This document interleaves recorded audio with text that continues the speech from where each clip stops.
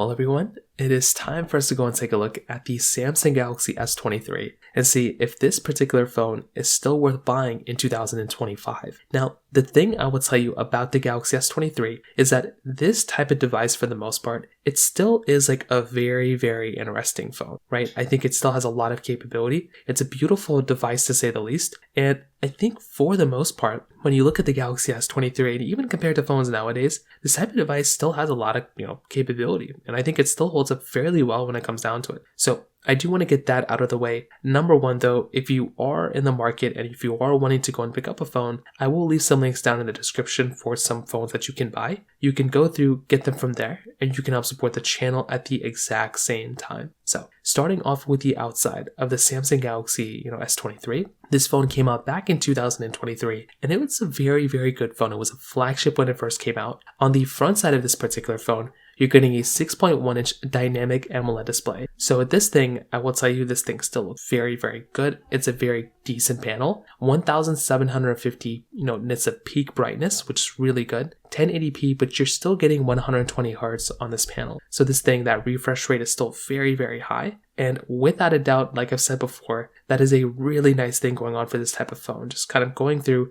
and getting that type of capability in and of itself, it's a very nice feature. And definitely if I'm going to go through and pick up a phone, this panel on this thing still looks and performs very, very well. Now on the bottom, you're getting USB Type-C, which is kind of standard now. You're also getting a frosted glass back on the back of this thing, which looks very nice. I think this type of capability here on this type of phone still screams to me that it is still a great performing phone for the most part in terms of the build quality. And like I said, if you're going to go through and pick up a phone, these are the things that I love about these types of devices, because these devices and these phones hold up so well when it comes down to that type of build quality. Because you can pick up this phone, you could pick up like a different phone that came out like a couple years ago, like a Samsung Galaxy S22 even, S21. And those phones still relatively perform fairly well when it comes down to the exterior as well. So definitely on the outside, I'm a humongous fan of it. You're also still maintaining things like wireless charging, reverse wireless charging. You're still getting, Samsung DeX on this phone too. So that's some really nice stuff to have inside of this type of phone. So from the exterior,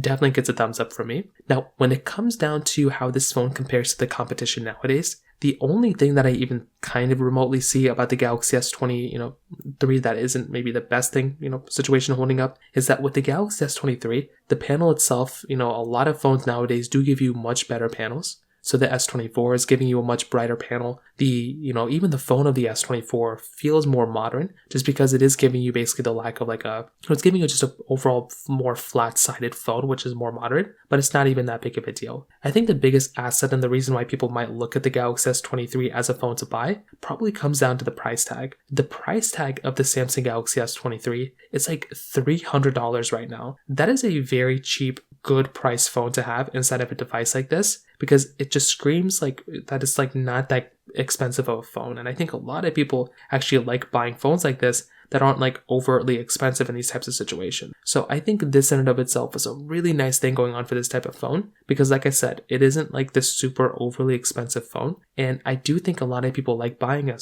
fairly cheap phone for the most part, and this thing definitely fits their criteria there as well. So for me personally, I love buying a phone like this that has that type of capability in and of itself. Now, when it comes down to the camera of this thing, dude, it still holds up very, very well. You're getting that triple camera setup on the backside, so 50 megapixel wide, 10 megapixel telephoto, then a 12 megapixel ultra-wide camera. Then you're also getting a 12 megapixel wide-angle camera on the front. Now, the thing, once again, I will tell you about the capability behind this type of phone is that this type of camera still holds up very, very well, even against the competition, even going into 2025. All the rumors and reports you've seen of phones coming out in 2025, this phone still holds up very well in that situation as well. So once, for starters, looking at the outside of this type of phone, you're definitely going to be getting a really good camera. You're getting 4K at 60 resolution you can film in, which that in and of itself is a very, very good, respectable amount of performance you can have inside of a device. On top of that, you're also going through and still maintaining really good zooming in, zooming out capability. That 8K is super cool, 4K at 60 on the front. This is a very, very solid phone when it comes down to the performance level. And like I said before, I do think if you are going to go through and pick up a phone, you are probably going to be getting a very solid camera from this thing still. Just keep in mind sometimes in some social media applications, maybe it won't be the best performing device,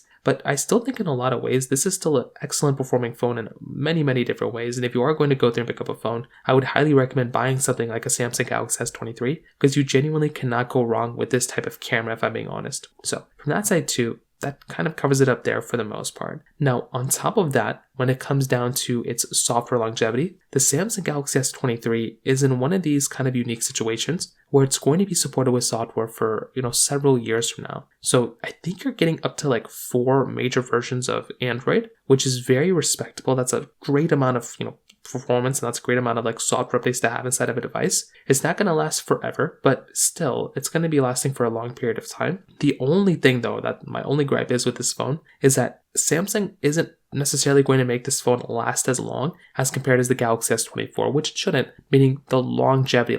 I think the Galaxy S24 is lasting like 6 or 7 years of software updates.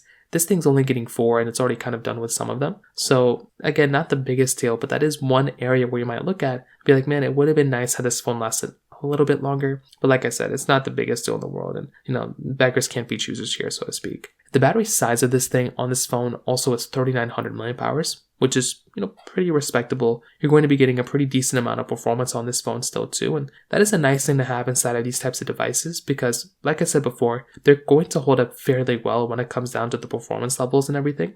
So I do think that in and of itself, once again, it is a nice thing going on for this type of phone, like having that type of capability. But again, it's not perfect. And, for my battery test, it actually held up fairly well. But again, it is what it is. Finally, when it comes down to the performance of this phone, the Samsung Galaxy S23's chipset inside, it does have that Qualcomm Snapdragon 8 Gen 2 chipset inside with 8 gigabytes of RAM. Now, the thing I will tell you about the performance of this phone, once again, is that it is still a very good performing phone. It's really only 1 generation old, so you're probably not going to be experiencing too many issues or too many problems with it. So I think that is just one of those things to keep in mind here because this thing is still going to be like a pretty good performing device. But as I've always mentioned, I think the biggest thing to keep in mind here with the Galaxy S23 is that if you're not comparing this thing against anything else, you're going to feel like the S23 is a very good performing phone. The only thing is the S24 is a little bit faster, but I've still had like really good performance on this phone. I had a really good type of capability, and I still think this is a very good performing device when it comes down to it as well. So overall, to kind of sum up this whole entire video,